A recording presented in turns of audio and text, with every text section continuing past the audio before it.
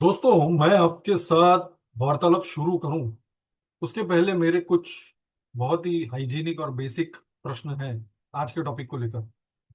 क्या दुनिया ने पहली बार ऐसा देखा है कि एक सिटिंग सुप्रीम लीडर को घर के अंदर मार दिया गया है? Is this the first time? दूसरा प्रश्न, क्या मिडिल ईस्ट अब सिर्फ एक वॉर जोन नहीं बल्कि ग्लोबल इकोनॉमी का ट्रिगर बन चुका है? क्या ईरान सच में रिटेलिएट करने की पोजीशन में है या सिर्फ धमकियों का बाजार चल रहा है? क्या यह स्ट्राइक ईरान की आजादी की शुरुआत है या मिडिल ईस्ट के कोलैप्स का पहला चैप्टर है? और सबसे बड़ा सवाल, अगर स्ट्रेट ऑफ हॉर्मुज और रेड सी बंद हो गए तो भारत, चीन और दुनिया का क्या होगा, सप्लाईज का? इन सब सवालों का जवाब दोस्तों मैं आपको इस वीडियो के अंत तक दूंगा, ऐसा मेरा पूरा विश्वास है। तो बने रहिए मेरे साथ। वंदे मातरम। मैं हूं विकास पाल और मैवरिक जियोपॉलिटिक्स के आज के एपिसोड में आप सबका स्वागत करता हूं। चैनल को लाइक, शेयर और सब्सक्राइब जरूर कीजिएगा दोस्तों, क्योंकि जो होने जा रहा है वो सिर्फ ईरान की कहानी नहीं है, वो पूरी दुनिया को हिलाने की कहानी है। दोस्तों, खामेनेई को मारना ये कोई नॉर्मल असैसिनेशन नहीं था। ये कोई रोड साइड ब्लास्ट नहीं था। ये कोई प्रॉक्सी स्ट्राइक नहीं थी। ये एक हेड ऑफ स्टेट का एलिमिनेशन था। He was the supreme leader of Iran and a head of state of Iran, जो टेक्निकली बड़ा प्रेसिडेंट भी नहीं बल्कि सिस्टम के ऊपर बैठा हुआ एक खुद एक सिस्टम था। उसको घर के अंदर मीटिंग के दौरान पिन पॉइंट मिसाइल स्ट्राइक से उड़ा दिया गया। सवाल उठता है, इतनी हाई सिक्योरिटी में यह पॉसिबल कैसे हुआ? दोस्तों, ये काम कोई अ, अगर आप ध्यान से पूरे घटनाक्रम को देखें, ये कोई एक दिन में नहीं हुआ है। सीआईए और मोसाद महीनों से ईरान के सिस्टम के अंदर बैठे थे। ईरान की इकोनॉमी सैंक्शन से तोड़ चुके हैं। इन्फ्लेशन एकदम पीक पर है। लोग पैसों के लिए सिस्टम बेचने को रेडी हैं। और जब डॉलर का सूटकेस, सिटीजनशिप का प्रॉमिस और फैमिली रिलोकेशन का डील जब टेबल पे आता है तो सिस्टम अंदर से तो टूटता ही है। मीटिंग का exact time, exact location, exact leader का प्रेजेंस, ये सब लीक हुआ। और फिर एक मिसाइल आती है, एक क्रेटर बनता है और चैप्टर क्लोज्ड। दोस्तों, डोनाल्ड ट्रंप ने जो कहा वो सिर्फ स्टेटमेंट नहीं था, वो एक साइकोलॉजिकल वॉरफेयर था। मैसेज क्रिस्टल क्लियर था, अभी सरेंडर कर लो, इम्यूनिटी मिल जाएगी, बाद में सिर्फ मौत मिलेगी। ये केस है क्लासिक रेजिम डिकैपिटेशन स्ट्रेटेजी का। टॉप लीडरशिप खत्म कर दी, सेकंड रंग लीडरशिप को एलिमिनेट कर दिया, मिडिल कमांडर्स को ऑफर दे दिया, सिस्टम कोलैप्स का इंतजार किया। और यही वजह है कि ईरान ईरान का पूरा लीडरशिप अंडरग्राउंड है। हाँ, ईरान ईरान ने मिसाइल्स फायर की, ड्रोन्स लॉन्च हुए, लेकिन सच क्या है? जॉर्डन ने इंटरसेप्ट कर लिया, सऊदी एयर डिफेंस ने रोक लिया, इसराइल ने एक्सेप्ट कर रखा था लॉसेस। अब ईरान का रिटेलिएशन जो है वो एक सिंबॉलिक था, साइकोलॉजिकल था, स्ट्रेटेजिक नहीं था। सिक्स्थ वेव बोलकर भी पहले पांच में कुछ डिसाइसिव नहीं हुआ। ये एक कंट्रोल्ड डिमोलिशन का तरीका है। ये एक फ्रस्ट्रेशन निकालने का एक एक तरीका है।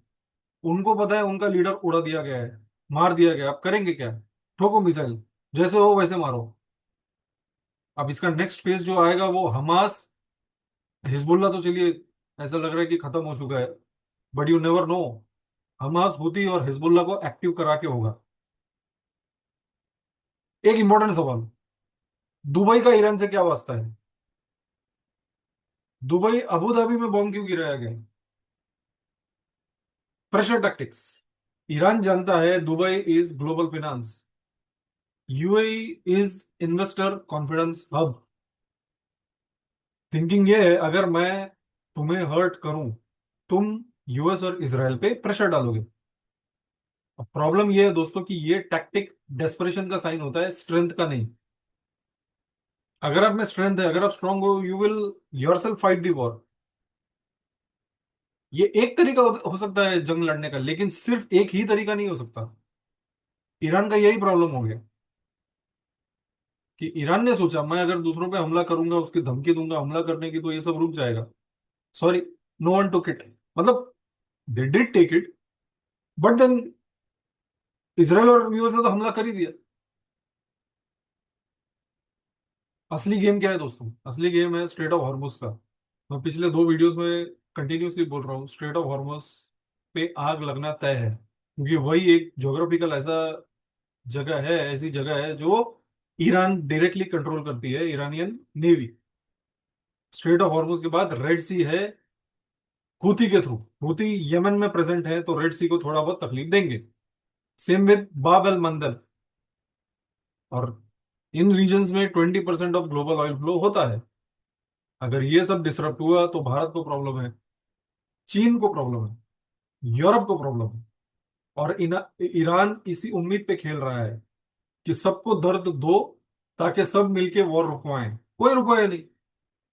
सी, जब तक आप स्ट्रांग नहीं हो, तो no one else will put their feet. Right? वो लोग खुद से थोड़ी बोलने जाएंगे भैया यूएस और इसराइल मत करो। यूएस और इसराइल को जो करना है वो करेंगे। आप में अगर दम है तो रोक लो। अब आपके पास जो चाइनीज इंटरसेप्टर इंटरसेप्शन वाले ये थे एयर डिफेंस मिसाइल, वो तो फेल हो गए। इसका मतलब ये है कि ईरान ने पाकिस्तान ऑपरेशन सिंदूर में जो पाकिस्तान के साथ हुआ, उससे कुछ नहीं सीखा। Isn't it? इसका मतलब तो यही है।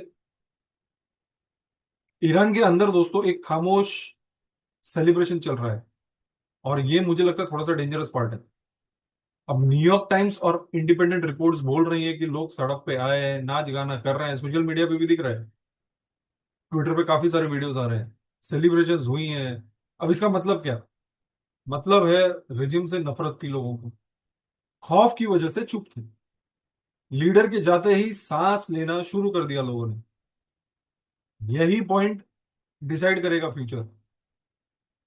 अब आगे दोस्तों दो ऑप्शन है। Option number one option number one, Iranian आवाम कंट्रोल लेती है, पावर का ट्रांजिशन होगा, रिफॉर्म्स होंगे, और स्टेबिलिटी आएगी। ऑप्शन नंबर दो, पावर का वैक्यूम होगा। इसमें सिविल वॉर होता दिखेगा, मिलिशियस कंट्रोल लेंगे, रीजनल केओस बहुत ज्यादा हो जाएगा। और अगर ऑप्शन दो हुआ, जो पावर वैक्यूम वाला है, तो मिडल ईस्ट फिर से दशकों पीछे चला जाएगा दोस्तों। इसका खमेनेई खमेनी की जो मौत हुई है, उसका प्रोटेस्ट भारत में हो रहा है, पाकिस्तान में हो रहा है। पाकिस्तान का जो ये प्रोटेस्ट है, ये है क्या? ये 3 दिन का बुखार है। फिर पाकिस्तानी वही रूटीन पे रिटर्न आ जाएंगे। ये ये पाकिस्तानी बोलो, भिखारिस्तानी बोलो, जो बोलना है बोलो। इराक, मेरे ख्याल से इराक सबसे डेंजरस है। मिलिशियाज वहां एक्टिव है ईरान के। यूएस एम्बेसी पे प्रेशर होगा हमले का। Maybe there are chances. मतलब मैं कोई कॉन्स्पिरेसी थियरी नहीं बता रहा हूँ, बट मे बी मुझे ऐसा लगता है। लेकिन ग्राउंड रियलिटी ये है कि डिसीजन वॉशिंगटन और तेल अवीव में ऑलरेडी हो चुका है कि how we want to proceed. दोस्तों, ये सिर्फ खमेनी की मौत नहीं है, ये एक सुप्रीम लीडर की मौत नहीं है। ये रिजिम वॉरफेयर का नया टेम्पलेट दिख रहा है। इंटेलिजेंस वॉर का टेक्स्ट बुक एग्जाम्पल है ये। Pin point accuracy in terms of who is where and doing what, और मिडल ईस्ट के फ्यूचर का टर्निंग पॉइंट है। अगर ईरान खुद संभल गया, इतिहास बनेगा और लिखा जाएगा। अगर नहीं संभला, उसकी ज्योग्राफी जल जाएगी दोस्तों। आग लगना कंफर्म है। अगर संभल जाए तो अच्छी बात है। चलिए यहीं पर आज के सेशन का अंत करते हैं दोस्तों।